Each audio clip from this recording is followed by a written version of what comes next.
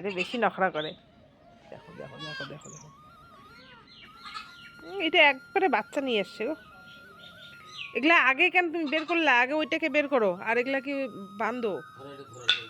উঠান শুনলাম মাত্র আমি, কি অবস্থা করলো রে। কিরে আয় দেখি কাশি কি অবস্থা। আয়, দেখা মুখ দিয়া এ সেইটার কি অবস্থা, এটার কোনো যত্ন নাই। চলো चले আসো, सब बात गई शुरू करने के लिए।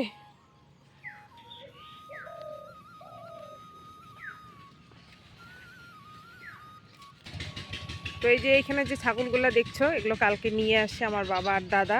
তো আমার তো এই ছাগলটা, আর বাদ বাকি আমাকে দুইটা দেবে আর তিনটা বাড়িতে নিয়ে যাবে আজকে। তো আমারটা হইলো এই যে ছোটটা, আর এই যে এইটা, আর তিনটা পরেরটায় এইটা আর এইটা বাবা নিয়ে যাবে। শুভ সকাল আমার প্রিয় বন্ধুরা, কুচবিহার জেলার ছোট্ট একটা গ্রাম থেকে আমি পিঙ্কি, আর আমার ব্লগ চ্যানেলে তোমাদেরকে জানাই অনেক অনেক ভালোবাসা আর অনেক অনেক স্বাগত। তো আজকে যদিও বা দোল পূর্ণিমা তো চলেই গেছে, কালকে পরশু 2 দিন ছিল, আজকে হচ্ছে হোলি। তো হোলির অনেক অনেক শুভেচ্ছা জানিয়ে আজকের ব্লগটা শুরু করলাম। আর কালকে গেছিলাম আমি পার্লারে, বিকালে তো পার্লার যাই তোমরা জানোই। তো পার্লারে গেছিলাম, এদিকে দাদা আর বাবা 5টা ছাগল নিয়ে আসে। তো তার মধ্যে আমার একটু বলতে ভুলে গেছে, ছোট্ট ছাগলটা না, ছোট্ট ছাগলটা বাবা নিয়ে গেল। বাবা নিয়ে গেল 3টা আর আমাকে দিল 2টা। তা ছাগলগুলার এমন অবস্থা, সর্দি কাশি, মানে যেখান থেকে নিয়ে আসছে সেই মালিক ছাগলগুলাকে খাওয়াও শিখায় নাই, আর যত্ন তো একদমই না। তো যাই হোক, তো পিছনে দেখো আমার বাড়িতে যে 2টা লিচু গাছ, সেই লিচু গাছে কিন্তু প্রচুর মুকুল এবার আসছে, তোমাদের দেখাই চলো।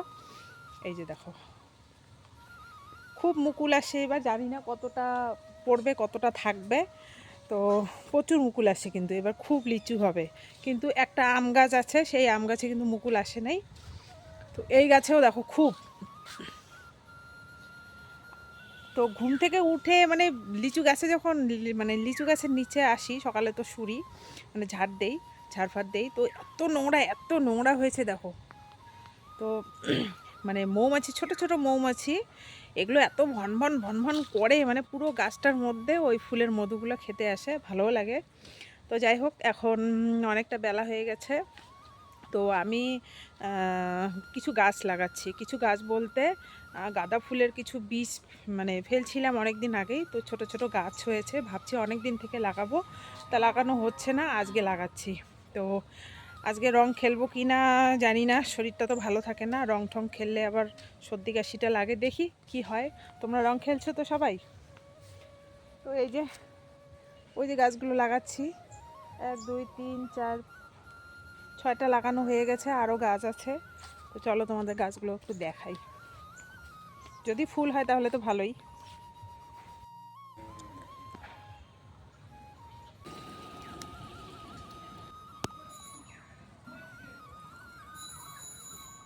কয়েকটা গাছেও আবার করিও আসে জানো তো, তাই ভাবলাম যে গাছগুলো লাগাই, যদি ফুল হয় তাহলে এই সময় দেখতেও ভালো লাগবে। তাই লাইন করে সারি সারি করে গাছগুলো লাগালাম, আর লাগানোর পরে একটু জলও দিলাম, কারণ খুব রোদ ওঠে, জল না দিলে তো হবে না। আর এদিকে দেখো বারবার কারেন্ট যাচ্ছে আর আসছে, গ্যাস তো এখনও আনতে পারিনি, আজকে 1.5 মাস হয়ে গেল। তো এইভাবেই রান্না করছি।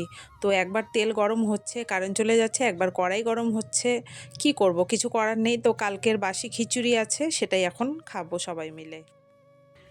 তো মাঠে গেছিলাম বড় ছাগলটাকে নিয়ে দিতে, তো ওখানে গিয়ে তো ফেসে গেছি। দেখো আবির দিয়ে কি করেছে, তো বলছি যে মাথায় দিস না, গালে গুলে দে, আর কোথাও দিস না। তো পায়ে তো দিয়েছে, মানে প্রণাম করেছে, তার সাথে সাথে এরকম মুখও দিয়েছে। তো অনেকটা ঝেড়ে ফেলে দিয়েছি, তবু রয়ে গেছে। তো এখন এই যে আসলাম, দেখো এই অবস্থা, 2বার করে কড়াই বসানোর পরেও কারেন্ট চলে গেল। এখন দেখি কারেন্টের অপেক্ষায় আছি, কারেন্ট আসলে পাঁপড়টা ভেজে কালকের খিচুড়িটা খেয়ে বাদ বাকি সংসারের সমস্ত কাজ করে তারপর রান্নাবান্নাগুলো করব। বন্ধ করে রাখছিস কেন?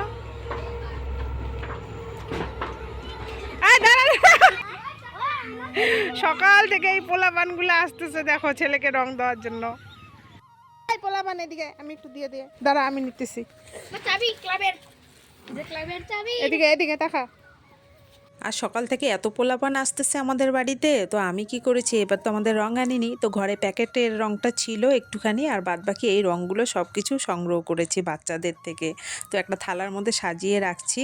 এখন রান্নাবান্না করে পরে খেলতে যাব, কারণ রান্নাবান্নাটা কমপ্লিট না করে যদি খেলতে যাই তাহলে ওই শরীর নিয়ে এসে তো রান্না করতে পারবো না। তাই দেখো এখানে ঘরেও রান্না করছি, আবার বাইরেও উনানে করছি। এখানে ডাল বসাবো, ঘরে লাউ ঘন্ট করছি, আর এদিকে ছেলেকে এত জ্বালাচ্ছে তার বলার মতো না। Thank you, thank you. বাড়ি ঘর নোংরা হয় আমার। চল, চল। কিচ্ছু হবে না, কিচ্ছু হবে না, চলো চলো চলো।